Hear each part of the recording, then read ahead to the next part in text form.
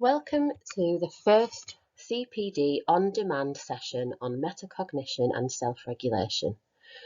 I would like to talk you through what self-regulation and metacognition mean in order to make our students more aware and active in their learning so that they take ownership and thrive. But first, what we need to do is figure out what self-regulation and metacognition look like in terms of learning habits. So a helpful place to start would be to look at what the research says. Didow and Rose wrote in their book, What Every Teacher Needs to Know About Psychology, that it is a psychological force that stimulates an individual to attempt to independently, in a focused and persistent manner, solve a problem or master a skill, which is at least moderately challenging. And the EEF Metacognition Guidance Report states in Recommendation 1, developing students' metacognitive knowledge of how they learn, their knowledge of themselves as a learner, or strategies and of tasks, is an effective way of improving student outcomes. So what we need to think about here is this idea of creating learning behaviours that are positive and that create that sense of ownership. I like the phrase focused and persistent. These are the behaviours that we need to see in our classroom. We need to see students not only resilient in solving problems, but having schema, having these kind of toolkits that they keep returning to when tackling something challenging in the classroom. And not only that, but we need to, in our practice, be aware of the metacognition recommendations from the EEF. So there are 7 recommendations in this guide. I'm going to talk you through that in its kind of full entity in a little while. But really, what we need to be thinking about in the classroom is students need to be able to apply prior knowledge and prior process awareness to the strategies and tasks that come up in new contexts. This is the only way that they're going to be able to kind of transfer and apply kind of new knowledge and new skill, which is often something that is a barrier to students when accessing top grades. So what happens, what does the data tell us, and what's going on with our learner contexts? Well, if we come back to the EEF Metacognition Guidance Report, which is really, really recent, it's May 2020.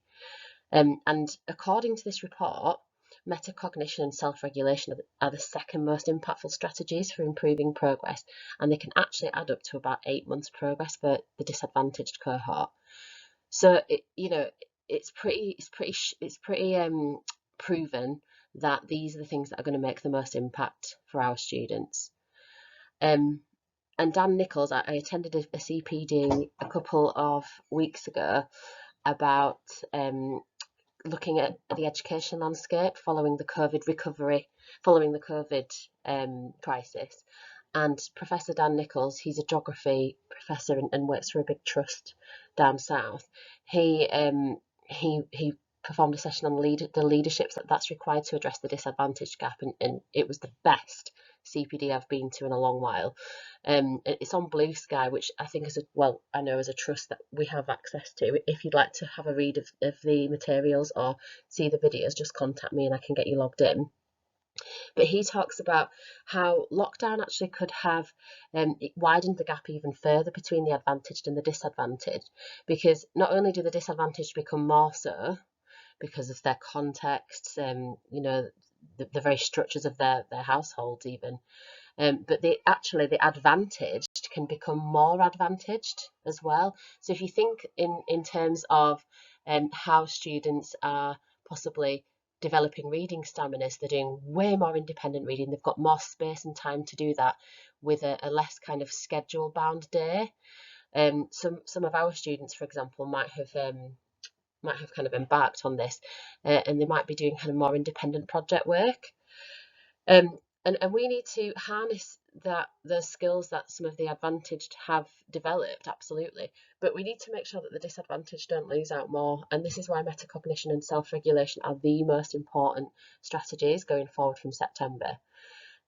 So the EPI report that came out recently, it talks about what kind of learning is lost over the summer. So if you think, for example, between year 6 and year 7, and it extrapolates the kind of progress measures and the progress data from those studies to predict what might happen after COVID. And I want to stress here that actually I think as a school we have managed the lockdown crisis extremely well, and our students have really benefited from retaining the remote timetable. But we do need to be aware that kind of more widely, there is an already declining 5-year worsening trend for the disadvantaged.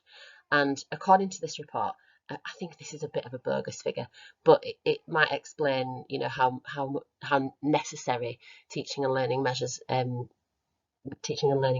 to tackle the crisis. Could lead to 560 years worth of work in closing the gap for the disadvantaged. So really we need to ruthlessly prioritise this cohort in our practice, and metacognition and self-regulation are the tools in which we can do that.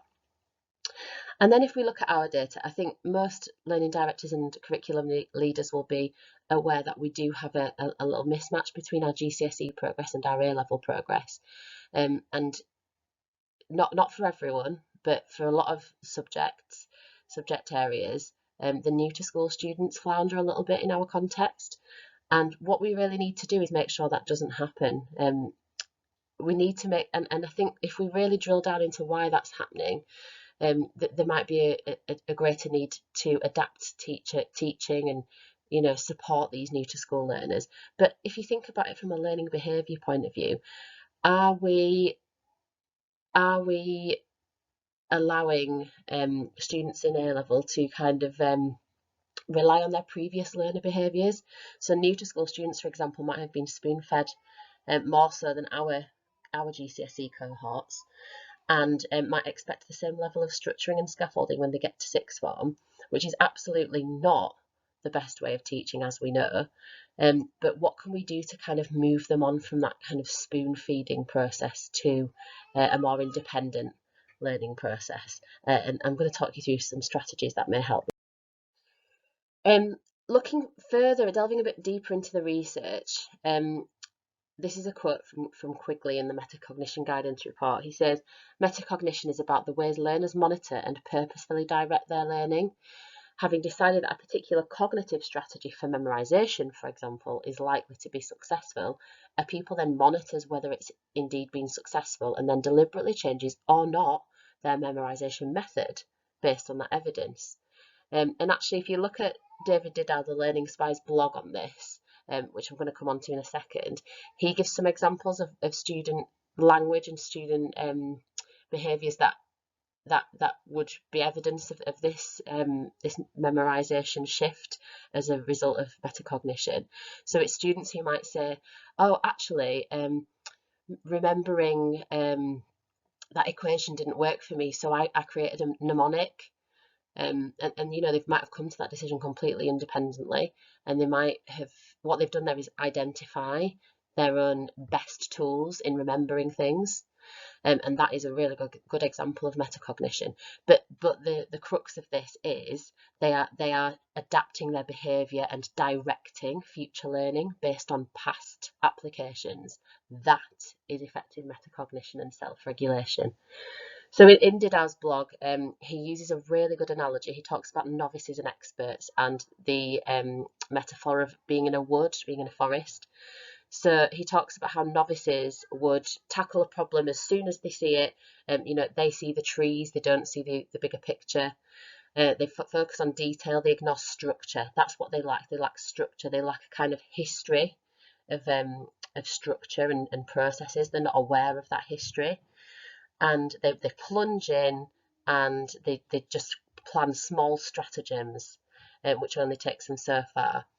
Whereas an expert would be able to think more broadly and widely about a solution, look at patterns that have happened before in learning processes, and apply only what's necessary to a particular problem, forgetting all the background noise.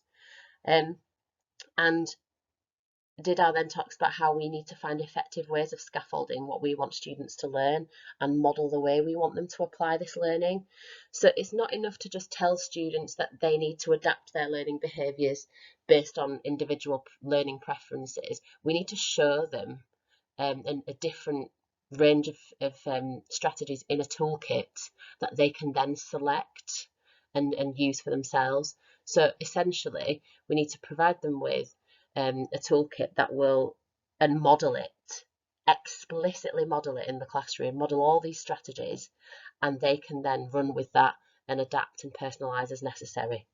And that's the only way that we're going to get this. It talks about transferring knowledge between domains, which is again the problem that we see between middle students and those who achieve the top grades. And coming back to the Dan Nichols, he talks about the necessity to address the disadvantage gap by building independent and reflective learning standards. He says we shouldn't be tempted to kind of panic, and when we go back, we shouldn't be in September. We shouldn't be obsessively teaching knowledge. Oh, we've got so much left to do in the curriculum. Here's some more facts. Here's some more information. Do this at home. Do this at home. Instead, if we spoon feed, there's going to be no self-regulation and no metacognition, and really no long-term learning. And he puts it quite well here. He says, do not just focus on the acquisition and accumulation of knowledge. Without context, understanding, meaning and purpose, that idea of looking at the wood, not at the trees, this will not stick in the long term to support understanding of the world. So the disadvantaged children have self-agency in childhood and adulthood. And that's really stuck with me. So for those of you who like a good diagram to explain what metacognition is, I thought this was quite a nice takeaway. Quigley, in his blog, What is Metacognition Anyway? The Confident Teacher, he talks about the process that you follow for effective metacognition. So this could be in response to a problem, an essay, a bigger piece of work, a smaller piece of work, a test, mathematical equation, anything. But what students have to do, what we should encourage students to do, is plan how to undertake a task. And it's important that in that planning stage, students call upon prior applications and prior processes that they've learned, and talking about that toolkit, select what's important from that toolkit. So here, they're giving a maths example. This is Mason and Jasmine have £5 between them. Mason has 90p more. How much money does Jasmine have? So in the planning phase, how to work out the answer, we've got this. I need to think about how we have done these problems before and choose the best strategy. I know I'll start by writing out the problem as an algebraic equation.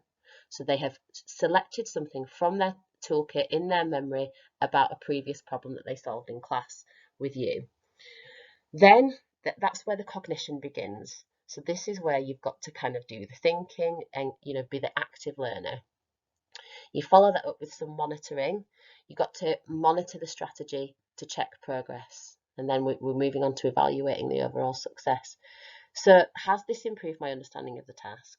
Yes, it looks like a problem I'm familiar with. So we're talking about familiarity now.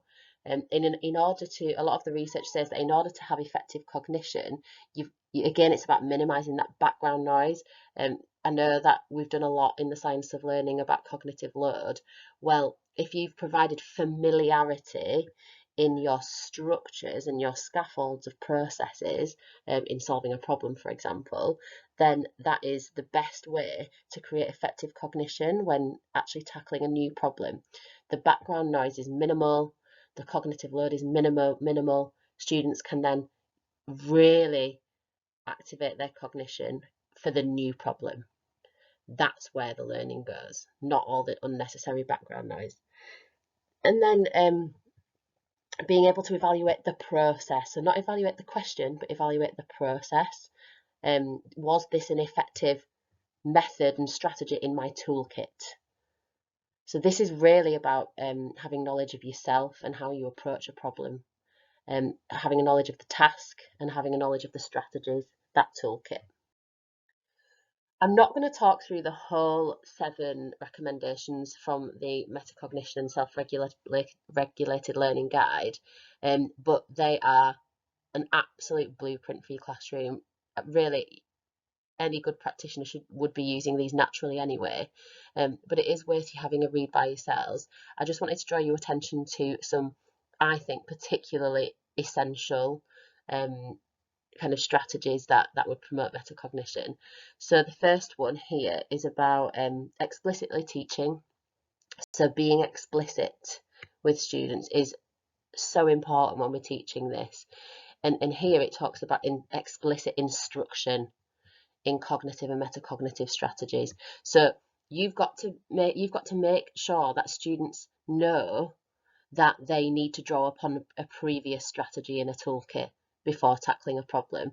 If you don't draw their attention to that toolkit that's in the back of their minds when tackling a new question, they will flounder and they won't have anything to draw upon. They'll be seeing the trees, they won't be seeing the wood. So that's the first one. This one's nice. So a series of steps beginning with activating prior knowledge and leading to independent practice and ending in structured reflection.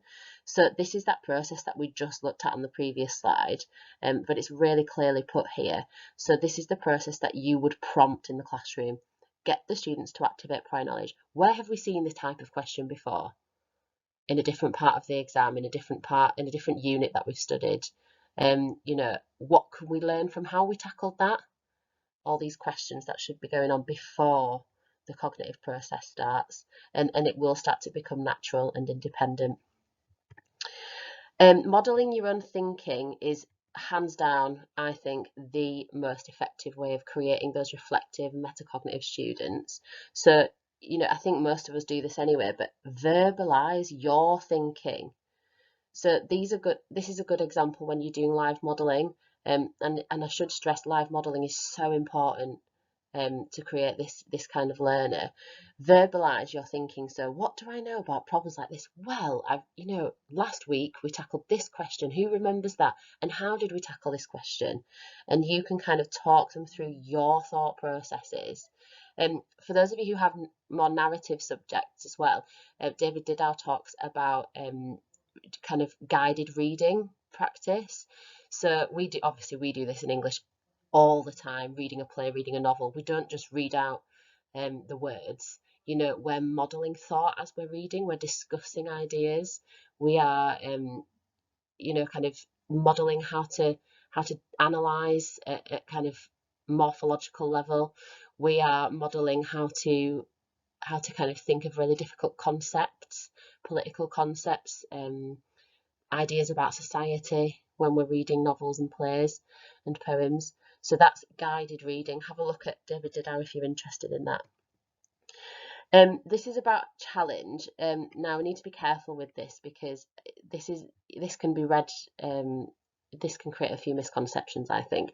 Of course, the challenge level needs to be suited to your audience, and the idea here is we don't overload students. It has to be appropriate to their level.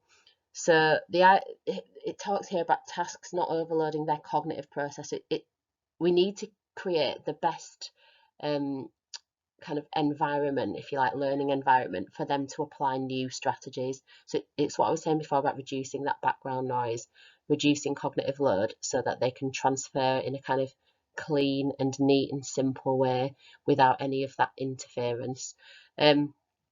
So it talks in this strand, it talks about motivation as well, and you are going to turn off students if the level is too difficult. They're not going to be metacognition, and that's where we have resilience issues.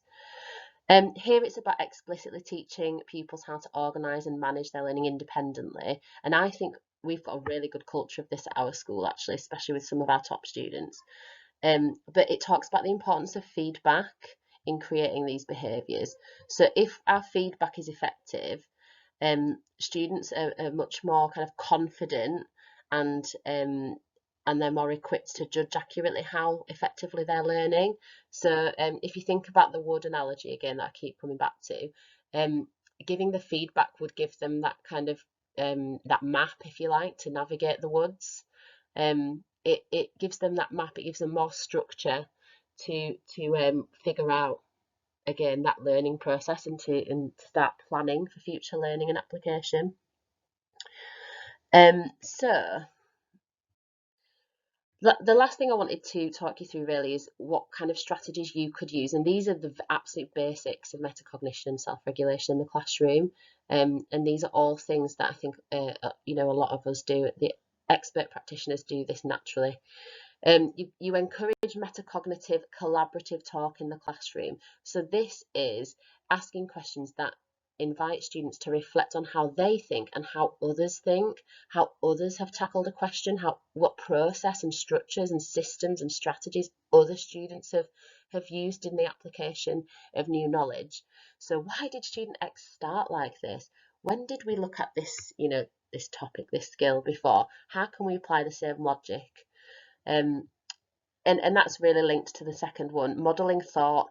And I think for my subject, it's so important to model academic register.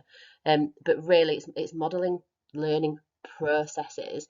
I know that maybe it was 2 years ago now, I did a teaching and learning soundbite on using student triads to tackle exam questions.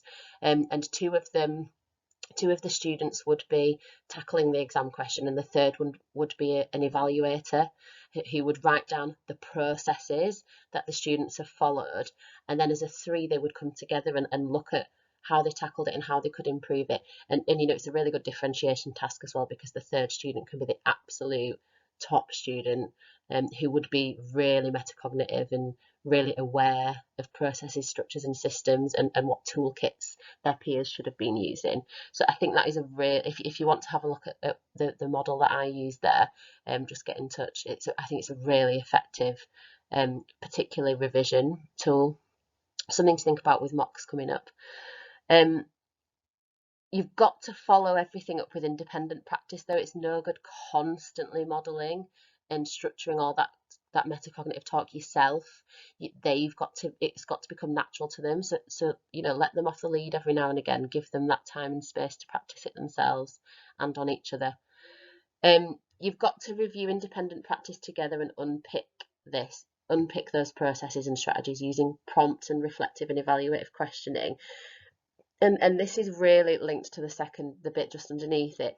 Any reflection or discussion task that you do following some independent practice, it has to be structured. You can't just kind of vaguely refer to reflecting on a task, because you're going to get a vague, kind of half-hearted, passive attempt at metacognition. It's the classic bad plenary. How do you think you did in this task, or how do you feel about this lesson? That is not good for anyone. Instead, you've got to ask pertinent questions. What process did you follow? What was the most effective strategy you used? What was the least effective strategy you used, and why? What did your peer use that you could ask them about and learn from? And I think this is something that I firmly believe in. It's about creating those transparent toolkits and structures for tackling processes and new knowledge and new questions. You've got to repeat those structures so that you've got that familiarity. It's reducing that cognitive load, but it's forming that kind of mastery toolkit for learners. And a lot of the research talks about that minimizing cognitive load. And the way I think of it is, if you simplify the process and if you familiarise the process, keep coming back to the same flowchart in tackling a certain type of question 2 on your paper 1 or whatever. If you simplify the process, the application to a new domain is where the cognition can really flourish. And long term, we need to be, especially coming up to the end of a year, where students really need to show their progress and engage more long-term thinking. Remove those process outlines, remove those models. You need to avoid that reliance. And obviously, we've talked about this, but it's so important, giving feedback that is just as much about the outcome as the process and that student has followed. And when you've given feedback, come back to those models again, and just share expert answers and share expert processes. So I hope you've enjoyed listening to our first CPD on demand. The next one will be about effective formative assessment strategies, but you might want to go share some of these ideas with your colleagues, possibly in the inset days in September. Please recommend to people who might not have watched it.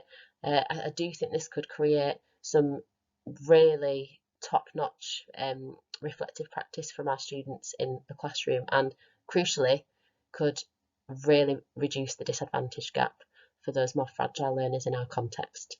If you want to ask any questions, just get in touch with me by email. Thank you.